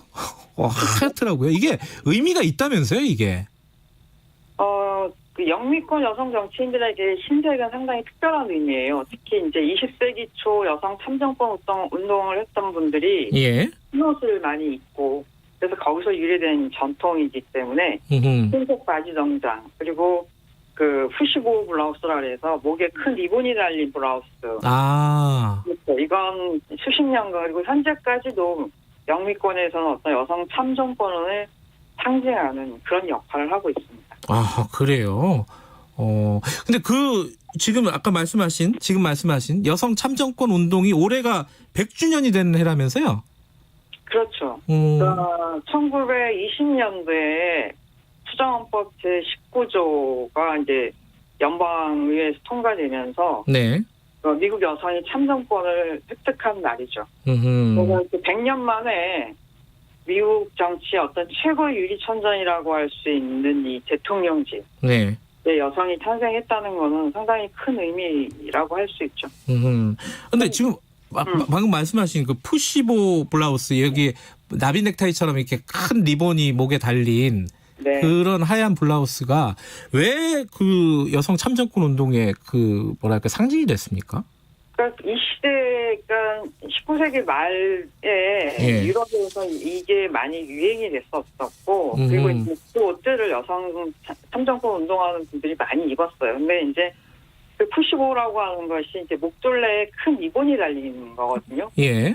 남성들에게 있어서 넥타이는 공적 활동, 공적 어떤 지위를 상징하잖아요. 아하. 그런 친구도 넥타이 안 매잖아요. 예. 마찬가지로 여성에게 있어서 이 푸시보라고 하는 큰 리본은 공적 활동, 공적 권위를 상징하는 겁니다. 그래서 일종의 여성에게 있어서의 넥타이와 같은 그런 걸 이제 상징하고 그래서 이제 마가렛 대처 수상도 상당히 푸시보 블라우스를 많이 즐겨 입었어요. 그렇구나. 검색해보면 많이 나오고. 예. 그리고 힐러리 클린턴도 대통령 후보 수락 연설할 때 정장과 이 푸시보를 입었었고. 네. 그리고 이제 그 미국의 최연소 여성 의원인 알렉산드리아 오카시오 코르테스도 2018년도에 개원식 할 때 이 옷을 입었었죠. 특히 재미있는 건 작년 트럼프 대통령 이제 시정 연설할 때. 네. 하나 여성 의원들이 모두 하얀색 옷을 입고 이때는 이제 저항의 의미로 트럼프 대통령의 그 실정도에 대한 어떤 저항과 거부의 의미로 이 흰색 정장과 푸시보 블라우스를 입었었습니다. 남자들은 보통 이게 약간 검은색 계통의 양복들을 많이 입잖아요. 그렇죠. 네, 그리고 여성 그 정치인들이 하얀 옷을 입고 있으면은 그게 굉장히 눈에 띄긴 하더라고요. 그렇죠. 단지 옷이 이제 여성 정치인들의 패션은 그냥 옷이 아니죠. 상징적인 의미가 있다. 그렇죠. 메시지를 전달하는 네. 그 수단의 역할도 하는 거죠. 근데 요번에 미국 대선을 보면은 여성들의 역할이 좀 컸다면서요? 유권자 이제 정확한 거는 네. 이제 좀 더 지켜봐야 통계가 나올 것 같은데. 예. 지금 이번 대선에 참여한 미국 유권자 수가 1억 5,900만 명 정도 되는데 네. 투표율이 한 66.4% 된다고 해요. 예. 이거는 2016년 대선보다도 한 7% 높아진 거고 예.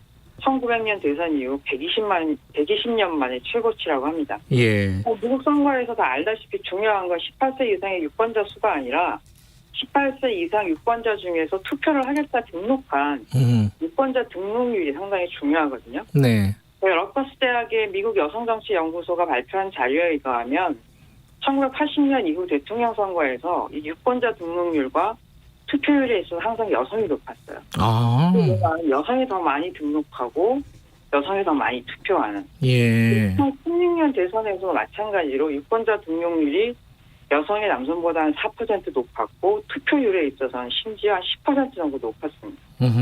이번에도 이제 아마 크게 다르지 않을 거라고 생각이 되는데요. 예. 특히 이제 대선 직전 10월 한 달 동안 미국 내에 있는 유력한 어떤 여론조사 기관에서 발표한 내용들을 분석하면 바이든을 지지했던 사람들 중에 여성이 평균 10% 이상 높았고 많은 경우는 20% 정도가 나왔었고 네. 트럼프 지지자 중에서는 남성이 여성보다 10% 높았습니다. 그리고 바이든과 트럼프를 각각 지지하는 여성들 간에는 적게는 9%에서 많게는 26% 정도가 바이든을 더 많이 지지하는 걸 나와서 한마디로 말하면 바이든의 승리는 여성들의 덕분이라고 해도 과언이 아닙니다. 그 뭐 다들 예상은 되지만 트럼프에 대해서 뭐가 그렇게 화가 났던 걸까요, 여성들이?